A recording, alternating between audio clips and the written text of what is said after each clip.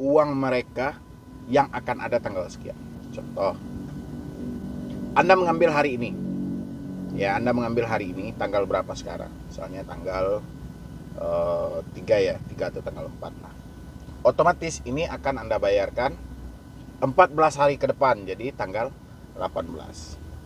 Anda sudah pastikan belum di tanggal 18 ini memang ada dana. Ya, oke, prediksi manusia terkadang tidak semuanya benar, Bang.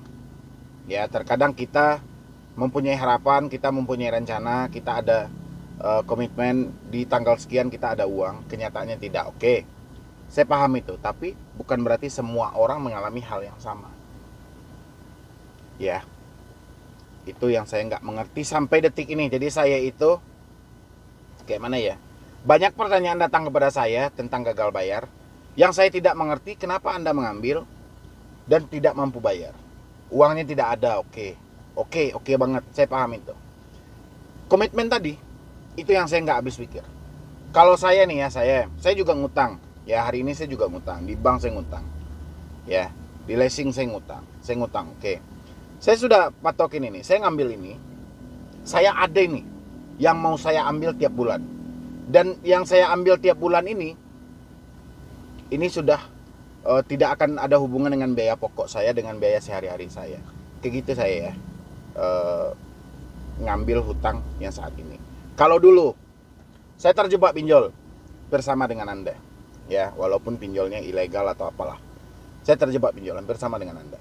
Waktu itu saya ngambil, saya prediksi nih, oke, ini saya ngambil nih 500.000, berarti dengan jangka 14 hari, ya, berarti saya cuma dibutuhkan 50.000 sehari, 14 hari 700.000. Saya patokin di situ, ya, tapi memang cepat. Karena itu waktu itu ilegal kan. Ilegal itu kan suka-suka hati. Ya, dan banyak juga itu yang sudah kelar. Tapi yang namanya kita sudah masuk ke dalam dunia pinjol, walaupun yang satu kelar, 10 lagi belum ya, karena kali lubangnya.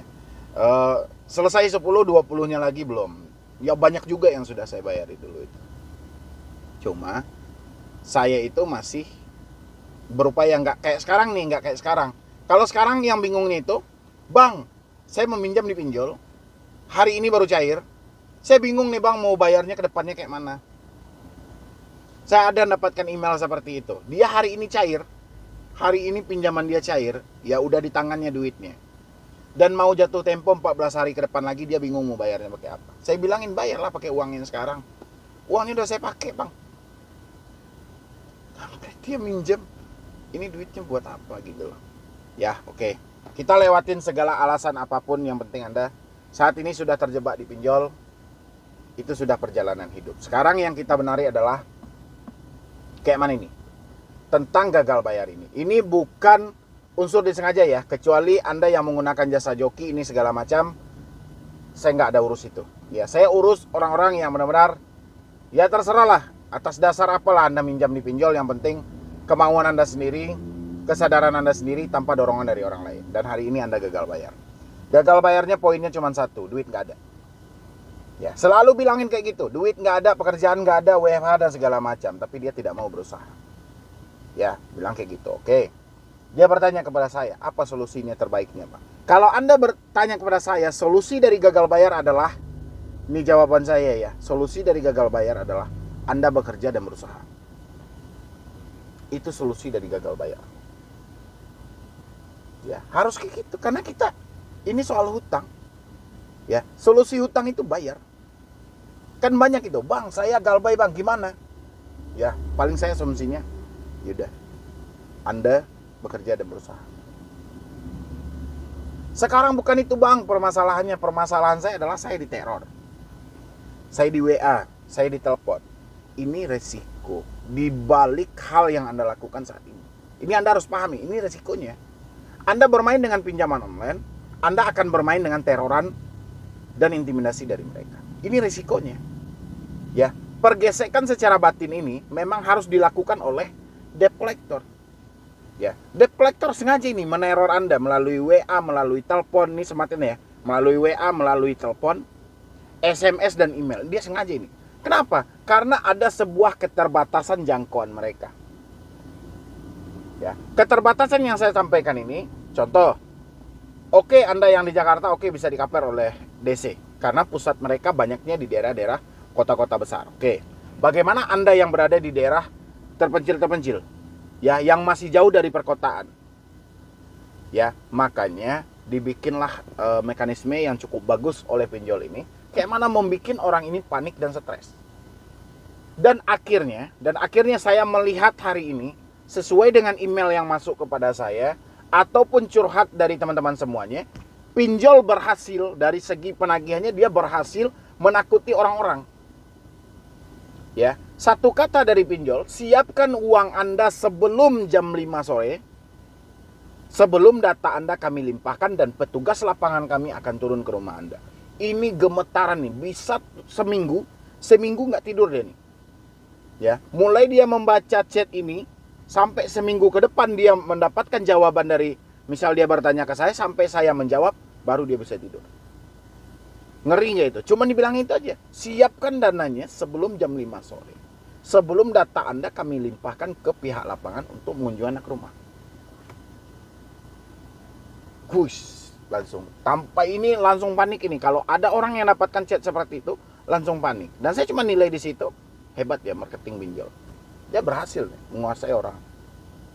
Jadi dia memang pelajari di mana nih tingkat ketakutan seorang manusia ini. Jadi kalau ada si debetur yang sulit banget dalam pembayaran, si pinjol kan nggak tahu itu soal mau keadaan Anda kayak mana, mau keadaan kayak mana, dia nggak tahu itu. Yang jelas ini sulit dalam pembayaran. Dia lakukanlah hal itu. Makanya adalah cerita pinjol itu menggunakan debt collectornya yang barbar, yang tanpa ada dia nggak butuh juga otak dari si debt collector ini, nggak butuh dia, yang penting bacot si debt collector ini yang dia butuh. Mampu nggak untuk mencaci maki orang, mampu nggak bikinin skenario yang seperti ini, ya. Dan akhirnya berkat dari bimbingan dari head kolektornya segala macam, akhirnya kolektor ini berhasil membentukkan skenario untuk orang yang telat bayar dan gagal bayar, dan terjadilah drama di dalam pemikiran si debetur. Ya, coba Anda sematkan. Yang sampai detik ini masih ketakutan dengan kata-kata, saya tunggu sampai jam 5 sore. Kalau Anda tidak melakukan pembayaran, petugas lapangan kami akan datang ke rumah Anda. Ayo isi di kolom komentar. Siapa yang detik ini masih ketakutan dengan kata-kata itu? Ya, silakan gitu loh. Nggak perlu Anda harus ke email saya atau apa, Bang ini segala macam, bertanya daerah ini ada nggak Bang, daerah ini ada nggak Bang. Bilang aja Anda ketakutan gara-gara chat WA itu. Ya, kalau saya dulu, ya, saya sering mendapatkan ancaman itu. Saya mikirnya gini, saya berada di Padang ini, ya oke. Saya juga nggak nutupi kemungkinan pinjol akan ada di Padang, ya.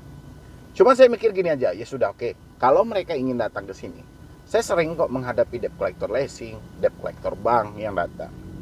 Sama juga manusia biasa, petugas koperasi, simpan pinjam yang bolak-balik setiap hari, mulai dari menagih sampai memberikan pinjam. Oke, saya tunggu pinjol ini. Ya, saya bertekad. Dulunya saya membayangin nanti gimana dia kalau datang 5 atau 7 orang, sementara saya sendirian. Ya ini drama saya ya. Saya mikirin gimana tiba-tiba DC datang 5 atau 7 orang ke rumah saya, sementara saya sendirian. 1 atau 2 orang mungkin saya bisa melakukan perlawanan, tapi kalau 7 orang kayak mana? Ya itu dalam bayangan saya. Wajar gitu loh, karena melebihi tingkat pemikiran normal kita. Sampai akhirnya ya sudah, saya harus gagal bayar dan saya pengen ketemu nih dengan DC yang mencaci maki saya. Dulu saya dikirimin gambar mau disantet aja itu banyak. Mau disantet lah, habis itu ada gambar orang sedang dibacok atau apa, kayak banyak gitu loh. Dikirimin gambar-gambar, dan pada umumnya debt collector itu tidak menggunakan foto seperti yang ada di profil WA mereka. Foto yang di profil WA yang sangar-sangar itu tidak semuanya foto debt collector pinjol. Ya, itu teman-teman harus pikirkan itu. Saya sampaikan buat teman-teman semuanya, buat yang gagal bayar, step terakhir ya, step akhir ini ya, untuk kita keluar dari jeratan ini. Anda kan sudah menyatakan itu ketidakmampuan dan ketidaksanggupan. Ya, untuk melakukan pembayaran di hutang Anda ini. Ya, atau di pinjol ini. Untuk step akhirnya adalah pemikiran. Ya, pemikiran kita step akhirnya di sini. Kalau pemikiran kita tidak dibenahi dalam posisi ini, Anda tidak akan keluar kawan dari pinjaman online. Kalau untuk step awalnya, telepon, WhatsApp, ya, SMS, email, tutup akses ini. Ya, urusan pinjol clear dalam hidup Anda. Ya, tapi step akhir adalah pemikiran. Ya, kalau hanya sebatas teroran telepon, tutup telepon. WA hapus WA, email hapus email, SMS ganti kartu, selesai. Ya, orang sekitar bang, oke kita bisa jelaskan. Orang sekitar kita bisa jelaskan kalau smartphone dan komunikasi ini sudah terputus. Orang sekitar bisa kita jelaskan. Step akhir adalah rasa takut yang ada dalam pikiran ini. Ini baru lama pemulihannya. Bahkan ada yang gagal bayar sudah setahun, 2 tahun masih bertanya kepada saya, bang, masih aman gak bang? Udah setahun loh, udah 2 tahun lebih.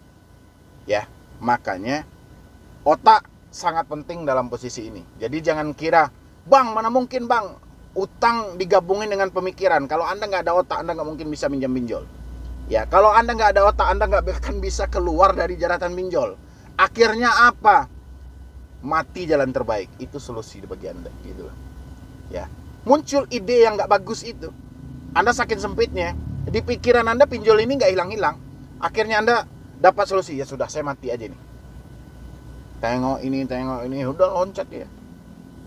Makanya saya bilangin, cara akhir yang paling terakhir untuk kita benahi adalah pemikiran kita.